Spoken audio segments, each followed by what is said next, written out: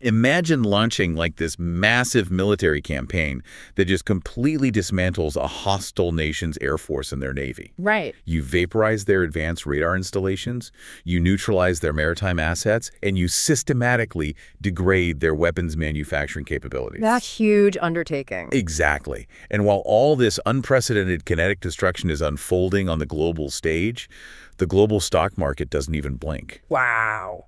I mean, the price of a barrel of oil remains completely flat. People just go about their daily commutes. Yeah. Nothing changes for the average person. So how does a superpower pull off the impossible strangling the military capacity of a major Middle Eastern power without triggering a global economic meltdown or starting World War III? Well, it fundamentally breaks the traditional calculus of warfare. I mean, for decades, the assumption in international relations was that any direct strike on Iranian soil, let alone a sustained campaign dismantling their core infrastructure, would just instantly ignite the entire region. It would be a powder keg. Exactly. The Strait of Hormuz would be mined, global shipping would freeze, oil would spike to, $200 a barrel. And we'd be looking at an immediate cascading global recession. Right. So the fact that the physical map was altered without that corresponding economic explosion, well, it points to a highly orchestrated, multi-layered strategy that operates far beyond just dropping bombs. And that is the exact paradox we are unpacking today.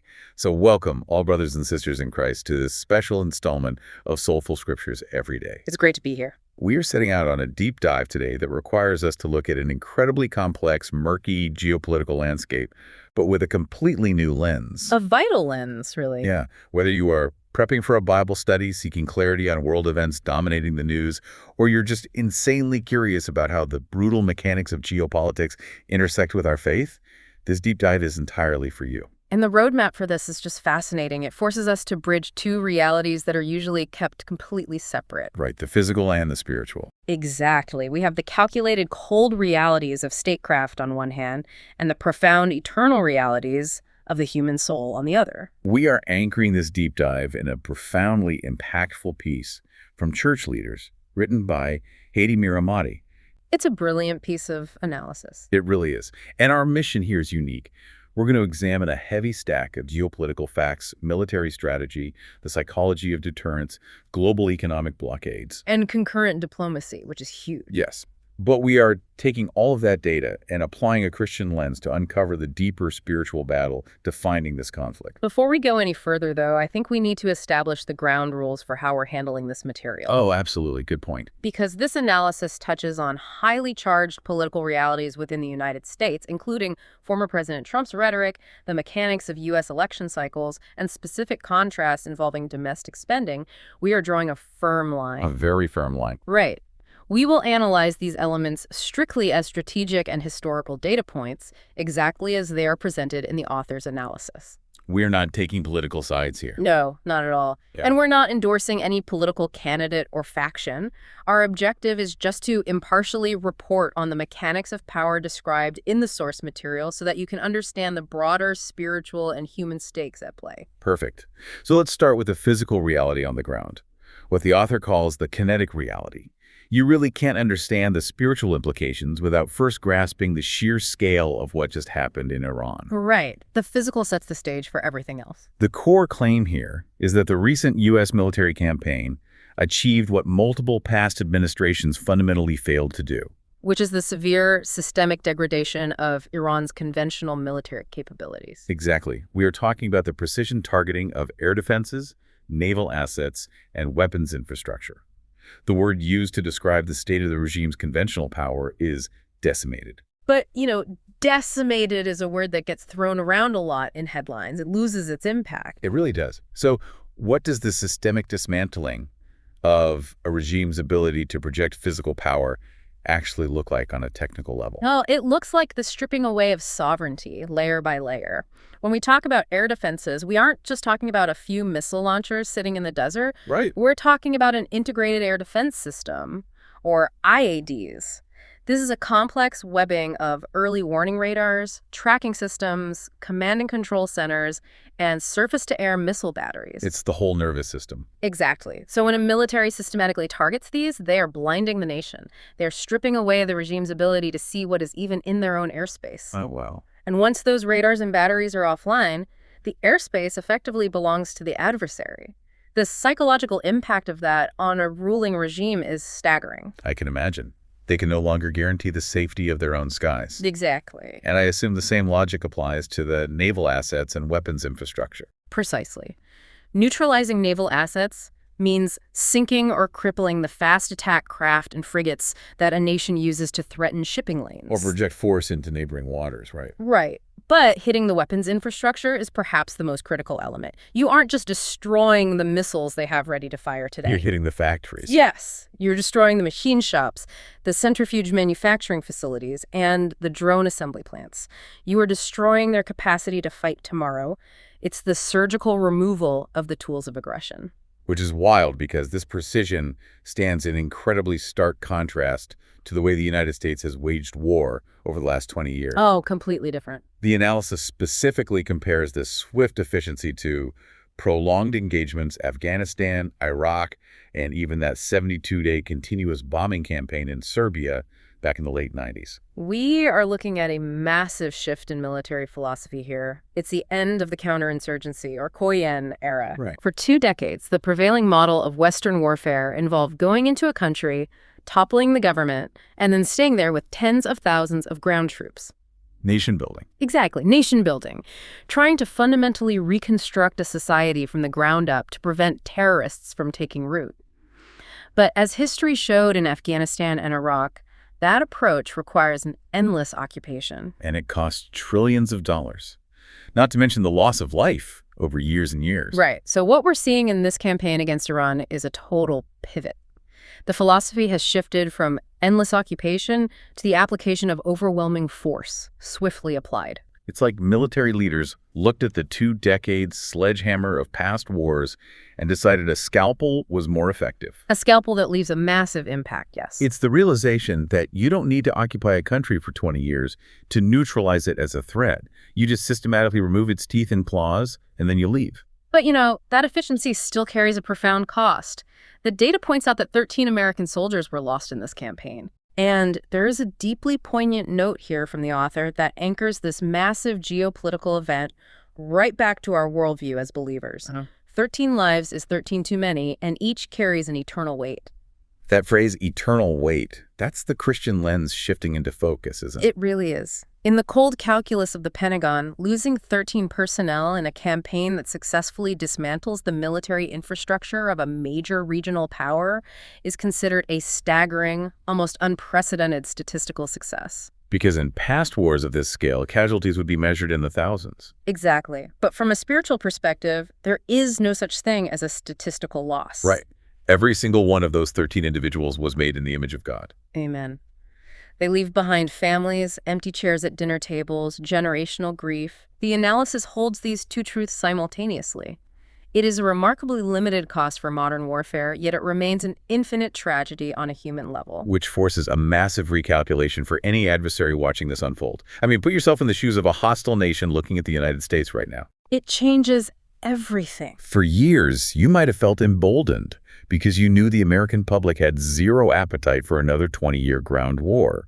You knew the political cost of invading your country was just too high for any U.S. leader to pay. Right, they thought they were safe. But suddenly, you watched the U.S. dismantle Iran's air force, cripple its navy, and blind its radars in a matter of days without committing a single ground troop to an occupation. How does that change your risk assessment?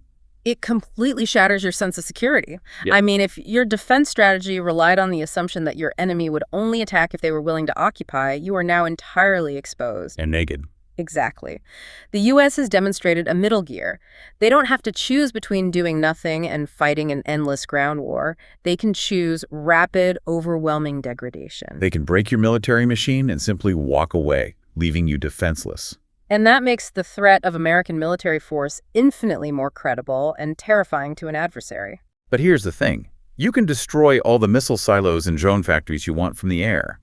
But if the regime is still pulling in billions of dollars a month in oil revenue, they're just going to buy more missiles. Oh, without a doubt. They will import new radar systems. The kinetic strikes are essentially useless in the long run without an economic chokehold. Destroying the weapons is half the battle. Starving the war machine of its fuel money and time is the other half. And that leads us to the vice grip, the tightening of Iran's economic lifelines through a naval blockade. The blockade is where the true strangulation happens, isn't it? It really is. Ambassador Dennis Ross, a veteran diplomat who understands the Middle East as well as anyone, observed that the level of pressure currently placed on Tehran through this blockade was thought to be entirely impossible without triggering a full-scale declared war. Let's break down the mechanics of that for a second. How do you actually enforce a blockade on a massive country with a massive coastline without it immediately escalating into a hot war? Well, a modern naval blockade isn't just a line of warships sitting off the coast waiting to shoot at cargo ships. Right, it's not the 1800s. Exactly. It's a highly sophisticated, multidimensional operation. It involves physical maritime presence, sure destroyers, and carrier strike groups monitoring the sea lanes. But it also involves financial interdiction. Okay, financial interdiction. Yeah. Iran's economy survives on exporting oil. To export oil, you need massive tankers. And to dock those tankers anywhere in the world, you need maritime insurance, usually issued by massive firms in London or Europe. Ah, so you don't just block the ship, you sanction the insurance company underwriting the ship. Exactly. If the U.S. threatens secondary sanctions on any insurance company or global bank that facilitates a transaction with an Iranian vessel, those ships instantly become pariahs. No one wants to touch them. Right. They cannot legally dock at most ports in the world. Now, regimes will try to bypass this using ghost fleets. Ghost fleets, like pirate ships. Sort of. They're older tankers that turn off their tracking transponders and do illegal ship-to-ship transfers of oil in the middle of the ocean at night. Wow. But the U.S. military utilizes satellite surveillance and signals intelligence to track those ghost ships and pressure the nations receiving that smuggled oil. It's a slow, methodical asphyxiation of the regime's revenue stream. But wait, this brings me back to the paradox I mentioned at the very beginning of our deep dive. The oil prices. Yeah. If you're applying this level of financial asphyxiation, and you're essentially cutting off millions of barrels of oil from the global supply chain, why didn't the global markets panic? It's a great question. Historically, the moment there's even a rumor of tension in the Middle East, oil futures skyrocket. Wall Street panics. Yet the author notes the markets remained remarkably stable during this operation. How? Well, that stability reveals a shadow layer of statecraft happening behind the scenes. You cannot pull millions of barrels of oil out of the global market without replacing them, or the price will mathematically explode. Right, basic supply and demand. Exactly. So the fact that the market didn't blink means that while the military was organizing the blockade, diplomats were quietly working back channels with other major oil-producing nations. Like Saudi Arabia. Like Saudi Arabia or the UAE. They were securing guarantees that those nations would artificially increase their own production to offset the loss of Iranian oil. Oh, that makes so much sense. Add to that the strategic release of domestic petroleum reserves, and you create a cushion. You isolate the target economically without crashing the global economy. It's a perfect encapsulation of concurrent diplomacy. And this is a massive departure from the historical norm, isn't it? Totally. Usually, wars operate sequentially. You fight, one side reaches a breaking point, a ceasefire is called, and then the diplomats fly to Switzerland, put on suits, and sit at a long table to hash out the terms. Right. But here, according to the piece, the diplomacy is happening during the conflict. Negotiating while the pressure is actively being applied changes the entire psychology of the room. When you negotiate after a ceasefire, both sides have a moment to catch their breath. They can posture. They can bluff. Exactly. They can make demands based on what they think they can achieve in the future. But when the bombs are actively degrading your military and the blockade is actively draining your central bank by the hour, you are not negotiating from a position of strength. You're negotiating for survival. Yes, you're forcing them to the table out of sheer necessity. It's like a pressure cooker. Yeah. The military strikes are the heat, the blockade is the sealed lid, but concurrent diplomacy is the pressure release valve. It keeps the whole region from completely exploding. That's a great analogy. And this leads directly into the psychological strategy running parallel to the military and economic efforts. It is the doctrine of deterrence. Okay, this is where we have to analyze the specific messaging and rhetoric coming from the administration, specifically from former President Trump. Right. The author describes his rhetoric as bombastic, unpredictable, and entirely intentional. And remember, we're viewing this objectively, stripped of domestic political emotion, just looking at the game theory. Absolutely. Why would a global superpower want its leader to appear unpredictable? Shouldn't a superpower project absolute, calm stability. In traditional diplomacy, yes. You want your adversary to know your exact red lines. But there is a well-documented concept in strategic game theory, often referred to as the madman theory. The madman theory. Yeah, it's a term originally associated with Richard Nixon during the Cold War. The logic is that if your adversary believes you are completely rational, they can calculate their risks perfectly. They know exactly how far they can push you before you will retaliate. Let me use an analogy to make that concrete for you listening. Think about traffic laws. Okay. If you're driving on the highway and you know for an absolute fact that the penalty for going 10 miles over the speed limit is a guaranteed mailed $50 ticket, no more, no less, you'll do the math. Right, you calculate the risk. Exactly. You might decide that getting to your meeting early is worth the $50. You accept the penalty and you break the rule. But imagine a different scenario. Imagine you're driving and you know the penalty for speeding isn't fixed. You might get a warning.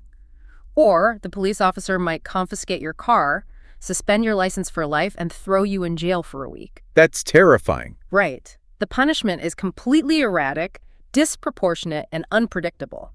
So what do? You drive exactly the speed limit. I wouldn't even push it 1 mile over because the inability to calculate the risk completely paralyzes you. That is the essence of deterrence through unpredictability on the geopolitical stage. When the administration utilizes bombastic, unpredictable rhetoric, the adversary hesitates. Because they can't run the math. Exactly. Iran's leadership cannot run the math. If they launch a minor proxy attack, will the U.S. respond with a proportional diplomatic sanction, or will the U.S. launch a massive airstrike that levels their command headquarters? Because they cannot predict the response, they are forced to act with extreme caution. That hesitation creates immense strategic leverage for the United States. It's like playing a high-stakes game of poker where one player is intentionally acting erratic. Yes. But their partner is quietly counting the cards. It completely paralyzes the opponent's ability to plan. But you can't run a global superpower solely on chaos, can you? No, you really can't. You have allies who rely on you, and if you are entirely unpredictable, your allies will panic and abandon the coalition. Which is why the strategy relies on a dual approach within the administration. The author highlights that while one side of the administration projects that erratic unpredictability, another side is quietly offering reassurance and stability. The good cop, bad cop routine. On a geopolitical scale, yes. You have diplomats and defense secretaries working the phones with European allies and Arab partners, essentially saying, do not panic. We have the situation under control. The rhetoric is for the adversary. The stability is for you. Force plus control. Exactly. So if we pull back and look at the whole picture, we have precision military strikes destroying physical assets, a naval blockade suffocating the economy, concurrent diplomacy offering escape hatch, and psychological deterrence paralyzing their decision-making. It's a comprehensive squeeze. What happens to the map of the Middle East when you apply that specific cocktail of pressures to a nation like Iran? Well, the map immediately begins to reshape itself, and it starts with the proxy networks. Right, the proxies. Iran's entire grand strategy for the last 40 years has been based on asymmetric warfare. They know they cannot beat the United States or Israel in a conventional head-to-head war. They'd lose instantly. Right. So they fund, train, and arm proxy militias across the region. Hezbollah in Lebanon, the Houthis in Yemen, various militias in Iraq and Syria. These groups allow Iran to project power and cause chaos without direct attribution. But these proxy networks are incredibly expensive to maintain. Very expensive. Because you aren't just sending them a check in the mail. You have to physically move resources. How does a blockade actually disrupt a terrorist group in a completely different country? It disrupts the financial arteries. Iran relies on complex, illicit financial networks, shell companies, cryptocurrency transfers, gold smuggling, and ancient cash networks to move money to these groups. Okay. When the naval blockade chokes off the oil revenue entering Iran's central bank, the regime simply has fewer dollars to pump into those illicit networks. Suddenly, Hezbollah commanders aren't getting their full salaries. Wow. The Houthis can't afford the component parts to build the drones they use to attack shipping. Yeah. You are starving the head of the snake in Tehran, and the venom in the fangs across the Middle East begins to dry up. The author notes these proxies are facing severe financial and operational constraints. Yes. And as the prime instigator of regional chaos is weakened, the other nations on the map start making moves they previously thought were too dangerous. We are seeing improved, tangible coordination between Israel and key Arab states. The shifting of Sunni-Shia geopolitical lines here is historic. For decades, the animosity between Israel and the Arab world seemed intractable. Oh, completely. But the existential threat of an expansionist, nuclear-armed Iran served as a profound unifying force. With Iran's conventional military degraded and its economy in a vice, these Arab states suddenly have the breathing room to coordinate openly with Israel. They don't have to hide it anymore. Exactly. We are seeing the momentum of regional alignment solidify into a tangible security architecture. They are aligning to ensure that even if American attention shifts elsewhere, there is a unified front capable of containing Iran. Now, setting up all of these dominoes, the military campaign, the naval deployments, the diplomatic maneuvering, it requires immense capital. It's not cheap. No, and the analysis directly addresses the financial cost of this campaign. It states that the cost is significant, but it frames that cost within a very specific context. Right. It compares the funding of this contained military action against the trillions of dollars lost in prolonged, decades-long wars. And interestingly, the author even compares it to the billions wasted in domestic fraud, specifically citing examples in Minnesota and California. And again, maintaining our neutrality here, we must evaluate this strictly as an objective return on investment, or ROI, analysis of state resources. Right, just looking at the map. The author is presenting a cold calculation of capital efficiency. $1 trillion spent occupying a foreign nation for 20 years often yields a destabilized region and thousands of casualties. Right. On the other hand, billions lost to bureaucratic inefficiency or documented fraud domestically yield absolutely zero strategic value. None whatsoever. In contrast, the capital expended on this precise, rapid military campaign yielded a degraded adversary, crippled terrorist proxy networks, and a stabilized coalition of allies. The argument being presented is that while the price tag of precision warfare is high, the strategic ROI makes it highly efficient compared to the alternatives. But this brings me to a massive, glaring question. Okay. If the U.S. is achieving all of this incredible success, the military is degraded, the proxies are broke, the Arab world is aligning, why hold back? What do you mean? The source specifically notes we haven't seen regime change. Why leave the regime in power if they are the root of the problem? If you have the scalpel in your hand and you're already operating, why not remove the tumor entirely? It is the ultimate question of geopolitical restraint, and the answer is written in the blood of recent history. The analysis makes it clear. History has shown that externally imposed regime change almost universally leads to deep instability rather than freedom. We're looking directly at the ghosts of the Iraq War here, aren't we? Exactly. When the U.S. went into Iraq and toppled Saddam Hussein, they instituted a policy of de-Baathification.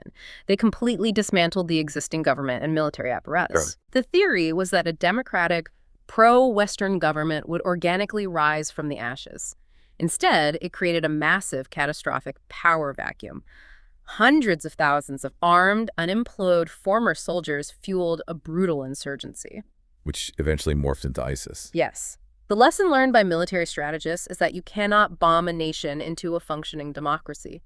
If an external power removes the leadership, the resulting vacuum is almost always filled by whoever is the most violent, not whoever is most democratic. So the deliberate restraint is a recognition of limits. The focus remains purely on weakening the regime's capacity for military aggression and halting their nuclear development. Right. You take away their ability to project violence outward, but you refuse to dictate who governs inward. And this restraint is intimately tied to the concept of moral legitimacy. The author points out a clear, deliberate effort by the U.S. military to avoid large-scale civilian targeting. This isn't just about public relations, it's a core tenet of the strategy. As she notes, moral legitimacy is not separate from military success. It is a fundamental part of it. Because if you wage a campaign that flattens residential neighborhoods, destroys water treatment plants, and kills thousands of innocent civilians, you instantly lose the moral high ground on the global stage. Absolutely. Your European allies will face immense domestic pressure to abandon the coalition. And more importantly, you hand the regime the greatest propaganda victory possible. You radicalize the next generation. Exactly. Let's examine the psychological wedge this restraint drives into the populace. Imagine being an average Iranian citizen. You are living under a deeply oppressive regime. Right. The secret police monitor your communications. The morality police enforce strict dress codes. The economy is in shambles because of government corruption. Suddenly, the United States military attacks. But the bombs don't fall in your neighborhood. Exactly. The power grid stays on, the walker keeps running. Instead, you watch as the headquarters of the very secret police that oppress you are systematically vaporized. You watch as the drone factories and the military bases of the ruling elite are dismantled. What does that do to the internal narrative? It has to shatter it. It shatters the regime's core lie. Totalitarian regimes rely on the myth of an external boogeyman. They tell their citizens, you must obey us, you must suffer under our rules, because the great Satan in America wants to slaughter you. We are your only protection. But when the citizens realize the American military possesses the technology to annihilate the regime's weapons while actively and carefully sparing civilian lives, the illusion breaks. It completely breaks. They realize the conflict is not between America and the Iranian people. It is between America and the regime's oppressive military apparatus. It drives a wedge between the rulers and the ruled. Yes, emboldening the populace by proving their oppressors are entirely vulnerable. But to truly grasp why the regime behaves the way it does, why they fund terrorism, why they oppress their own people, why they require that propaganda, we have to look past the political mechanics. We have to examine their core theology. That's the crux of the matter. This brings us to what the author identifies as a fundamental clash of worldviews. Ideology versus humanity. We must move beyond viewing this simply as a political disagreement between two nations seeking different economic outcomes. Right, it's not about tariffs. No, not at all. The analysis states unequivocally that the Iranian regime is driven by an Islamist ideology. It is a worldview that elevates martyrdom, embraces perpetual confrontation, and views its hostility toward Israel and the United States in strictly existential terms. That word existential, it changes the entire foundation of diplomacy. It's like trying to play a game of chess with someone who genuinely believes that the ultimate goal of the game is to set the entire board on fire. That's a perfect way to put it. You're sitting there, operating under the traditional rules of strategy, moving your knight to capture a pawn, trying to preserve your pieces and win the game. But your opponent is pouring gasoline on the table because their ideology dictates that burning the board to the ground is a wholly glorious victory. You are operating in two entirely different realities. Exactly. And that metaphor is chillingly accurate. Traditional diplomacy is predicated on a shared baseline of self-preservation. Even during the darkest days of the Cold War, the United States and the Soviet Union shared a mutual desire not to be annihilated by nuclear weapons. Right. Mutually assured destruction only works if you don't want to be destroyed. Exactly. Both sides wanted to survive. But when you are dealing with a regime whose radical theological framework elevates martyrdom above self-preservation, traditional deterrence theories begin to fray.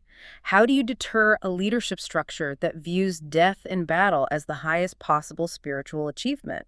You contrast it with a worldview that fundamentally values life. The analysis points out that the U.S. and Israel, informed by Judeo-Christian foundations, operate from a framework that seeks to preserve life, advance human dignity, and foster innovation. This isn't to say Western nations are perfect, far from it. But the core operating system of the civilization is built on the sanctity of human life. This is why the U.S. spends billions developing precision-guided munitions to avoid hitting civilians, while the regime's proxies deliberately hide their rocket launchers inside hospitals and schools to maximize civilian casualties. The stakes, therefore, are not merely about who controls the price of oil or who holds regional influence. The author argues that the stakes are civilizational. Civilizational stakes, that's heavy. Very heavy. It is a contest between a framework of stability and human dignity and an ideology of martyrdom and endless confrontation. The outcome of this struggle will dictate the shape of the global order for the next century. And because the stakes are civilizational, the sustained outcomes of this military and economic campaign will inevitably reshape public perception heading into the U.S. election cycle. The American voter is deciding which worldview will guide the superpower's response to this existential threat. And this is exactly where we pivot, as believers, to look at our own house.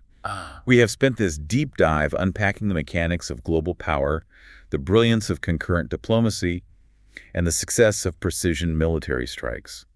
But the author addresses the Christian directly here. She does. She validates that national security is a profoundly legitimate concern. Desiring a secure nation and being relieved when an oppressive, violent regime is weakened is a right and just response. Reducing the capacity for evil on the global stage is a good thing. But the validation comes with a profound, deeply convicting warning. The external threats posed by a foreign regime's military are only half the picture. Right. The author pivots our attention to the internal vulnerabilities within the United States. She points to the erosion of biblical values, the widespread distortion of justice, and the rapidly compromising moral foundation within American culture. It is the realization that a nation can build an impenetrable fortress, but if the foundation is rotting from the inside, the walls will eventually collapse. It's the fall of Rome all over again. Exactly. The Roman Empire wasn't ultimately conquered just because the barbarians outside the gates suddenly got stronger. It fell because the moral rot inside the empire destroyed its cohesion, its discipline, and its soul. The author writes that this internal danger is insidious precisely because it cannot be defeated with stealth bombers or naval blockades. You cannot launch a surgical strike against a collapsing marriage. Wow, so true. You cannot use economic sanctions to force humility, integrity, or a love for biblical truth back into a culture. The military can protect the physical borders of a nation, but it is utterly powerless to protect the spiritual soul of a nation. That battle is spiritual. Yes, it is cultural, and it is fought in the homes, the local churches, and the communities of the believers. It is a profound tension to hold. I mean, it's almost intoxicating to watch news footage of a military victory thousands of miles away, to see the precision, the power, the strategic dominance, and feel a sense of triumph. It's easy to cheer for. Right. It's much, much harder to turn off the television, look in the mirror, and address the quiet, creeping spiritual decay in our own hearts and our own neighborhoods. We cannot outsource the spiritual health of our nation to the Pentagon. The Apostle Paul writes in Romans about societies that are given over to their own destructive desires. The brilliant theologian Augustine, in his work City of God, explored this exact tension when Rome was being sacked. Oh, that's a great historical parallel. He reminded believers that while the earthly city is important and worth defending, our ultimate citizenship is in the heavenly city. The author is urging the Christian listener to maintain that dual awareness. Be clear-eyed about the necessity of national defense against external tyranny, but be relentlessly vigilant against the internal tyranny of moral collapse. Which brings us to the final and undoubtedly the most miraculous section of this deep dive. We transition from the spiritual state of the United States to the breathtaking spiritual reality currently unfolding on the ground in Iran. This is where it gets incredibly powerful. And the author brings a deeply personal lens to this. She shares that she is of Iranian heritage. She writes, "My heart is not detached from the people there. I grieve their suffering. I know the cost of living under a regime that does not reflect their aspirations or their dignity." You can really feel the weight of her heritage in the analysis. She intimately understands that while a Tomahawk missile can destroy a radar installation, it cannot heal the generational trauma of a captive populace. Right. External pressure can crack the walls of the prison, but it cannot breathe life into the prisoners. Exactly. This is why she reiterates her point about regime change, but elevates it to a spiritual truth. True, lasting transformation in Iran must come from within. It must be an internal awakening driven by the Iranian people themselves. And the staggering reality is that this internal awakening is happening right now under the nose of one of the most oppressive surveillance states on the planet. The author reveals that the gospel is advancing in Iran in ways that defy human logic. It's truly miraculous. The underground church is experiencing explosive growth. To understand the magnitude of this, you have to understand the mechanics of an underground church in a hostile Islamic republic. There are no church buildings with steeples. There are no public worship services. It's completely hidden. Yes. Converting from Islam to Christianity is considered apostasy, a crime punishable by imprisonment, torture, and execution. The church operates in decentralized, highly secretive cell groups meeting in living rooms. It takes so much courage. They rely on encrypted messaging apps, satellite television broadcasts beaming the gospel in from outside the country, and digital Bibles hidden on smartphones. The paranoia and the risk must be unimaginable. Every time they gather, they know that a neighbor might report them to the secret police. Yet, despite this severe, costly persecution, the author notes that lives are being radically transformed. Faith is taking deep root in the soil of suffering. It is a profound reminder that the gospel does not require political freedom to flourish. In fact, historically, the church often shines the brightest when the darkness of state oppression is the heaviest. The author is really challenging us to redefine our concept of victory, isn't she? She is. In the geopolitical realm, victory is defined by what is destroyed, the neutralization of a threat. But in the spiritual realm, victory is defined by what is restored. The ultimate goal is the restoration of human dignity and the freedom of the soul. She closes her analysis with a prayer. It is not just a prayer for the shifting of political power, but a prayer for a nation where the name of Jesus can be spoken openly in the streets of Tehran. A prayer that the harvest of souls currently happening in secret will one day continue in the light, without the shadow of fear. It leaves us with a deeply sobering reality check. The geopolitical achievements we discussed, the strikes, the blockades, the deterrence, are significant, but they are fragile. They're not permanent. No, they are not final. The coming months will test whether these maneuvers result in lasting stability or if the region slips back into chaos. The responsibility falls on believers to remain grounded in truth, to look past the political rhetoric, and to remember the eternal souls caught in the crossfire. What an incredible journey this deep dive has been. We started with the cold, kinetic reality of precision warfare, dismantling an enemy's conventional capabilities without getting dragged into the quagmire of endless occupation. We covered a lot of ground. We really did. We examined the vice grip of global naval blockades, the intricacies of shadow fleets, and the brilliance of concurrent diplomacy. We explored the madman theory and the paralyzing psychology of deterrence. And how choking off proxy funds shifts the entire Sunni-Shia geopolitical map. Driving historical alliances, exactly. We discussed the moral imperative of deliberate restraint, the existential clash of worldviews, and finally, we brought it all home to the spiritual battlefront.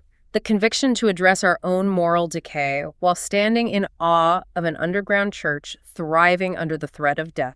The physical and the spiritual are forever intertwined. We cannot fully comprehend the movements on the geopolitical chessboard without recognizing the spiritual forces and ideologies driving the hands that move the pieces. Well said. But before we sign off, I want to leave you with a final provocative thought to mull over long after this audio stops. We have spent the last hour dissecting how external, overwhelming military and economic pressure can force a regime to its knees and open the doors for change. Right.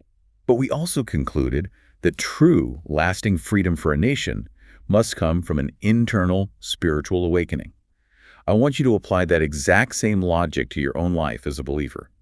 Are you relying on external circumstances, the political climate, your financial security, the leadership of your country, to dictate your internal peace? That's the real question. Or are you actively cultivating an internal spiritual awakening, one that is so deeply rooted in Christ that it can thrive, grow, and bear fruit even when the world around you is completely locked down in chaos? That is the ultimate test of faith.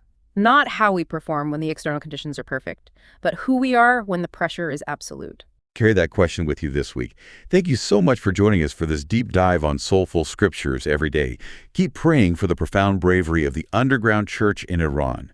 Keep praying for wisdom for the leaders navigating these massive geopolitical decisions. And most importantly, keep tending to the spiritual foundation of your own heart, your home, and your community.